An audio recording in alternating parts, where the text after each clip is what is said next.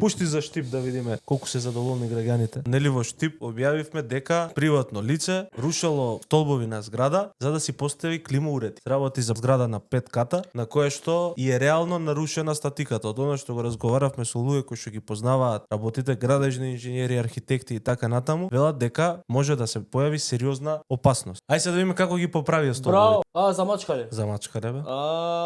Статика. Не, ова приватникот сам си ги санирал. Го А гледај што им сам. кажале од општина. Ништо не бива, дошла инспекција, викале, ние не сме надлежни, терајте судска постапка, не било ништо страшно, не сериозно, преувеличувате ги Работите. Викни и си стручни лица за тоа на ваш трошок, нека дојдат, нека проверат статиката на зградата и џабен да не се дигала паника без потреба да се викат медиуми кои што само ширеле пропаганди народот го замајуваат. Во инспекторите кажано, повикани градоначалникот да дојде, не даде одговор дали ќе дојде или не. Добро, ние пропаганда само шириме, не дај Боже до оваа зградата нешто да се деси. А у Штип го реновирали Исарот. Коритото на реката ќе го направил, патека до не знам каде, улиците ќе ги направил. Тоа нешто направили. А чекај за овој скандал, што направивте ве ако може вака да ви има? Секретарот во општината, десна рака на градоначалникот Јорданов, гради дивоградба на врв зграда. Многу поштено. Ние само пропаганда шириме, паника се кревало. Prime location у центар на Штип продадено за 250.000 евра. Иначе овој хотел е културно наследство. Знаеш кога го продадоа? За Великден.